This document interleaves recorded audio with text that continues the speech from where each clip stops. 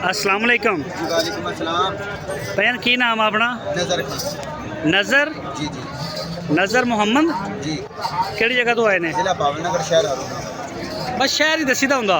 शहर अरुणाबाद हरुणाबाद तो 14 kilometre side से अपना गांव है। हरुणाबाद शहर लगदा ना? हाँ जी। सही है। ते किन्ने बच्चे लैके आए हो? अपने घर हाजिर मौके 7 जानवर। किन्ने? 7 थोड़ा उच्ची बोलो। 7 जानवर। खीरा दोंदा? खीरे कच्चे अगले साल सन 2026 की कुर्बानी। हाँ ये दोंदे कदों खो जाएंगे? माह रमजान माह रमजान ते की? गारंटी शुभ माह रमजान से जेड़ा अपना राब्ता करेगा माह रमजान के दोंदे रमन डबल किराया खर्चा। अच्छा ए जरा दिखाओ हाँ बच्चा अपना।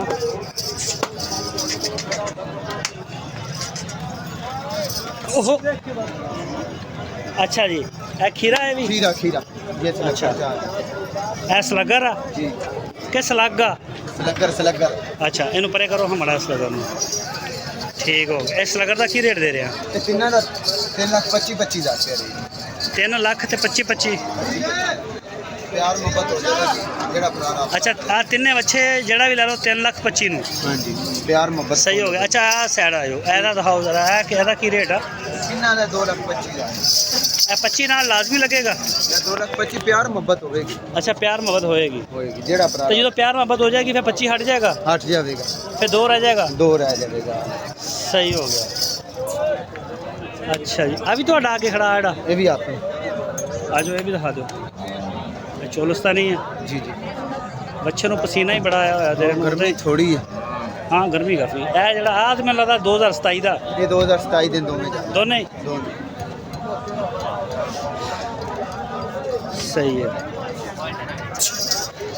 ਅੱਛਾ ਭਾਈ ਨਜ਼ਰ ਤੁਹਾਡੇ ਬੱਚੇ ਮੈਂ ਦੇਖ ਲਿਆ ਇਹ ਜਿਹੜਾ ਤੁਸੀਂ 3,25,000 ਮੰਗਿਆ ਇਹ ਦੱਸੋ ਤਿੰਨੇ ਬੱਚੇ ਅਗਰ ਕੋਈ ਬੰਦਾ ਲੈਂਦਾ ਤੇ ਤਿੰਨੇ ਫਾਈਨਲ ਕਿੰਨੇ ਕਿੰਨੇ ਹੀ ਦੇਣੇ ਨੇ? 3,10,000 ਮਤਲਬ 9 ਲੱਖ ਤੇ 30,000 ਦੇ 9,30,000 ਦਾ ਫਾਈਨਲ ਬੜਾ ਰੇਟ ਮੰਗ ਰਿਹਾ ਹੈ यार चीज़ां चाहिए ने भाई चीज़ां तो ਇਹਨਾਂ ਦਾ ਵਜ਼ਨ ਕਿੰਨਾ ਕਿੰਨਾ ਹੋਏਗਾ? 3.5 मन।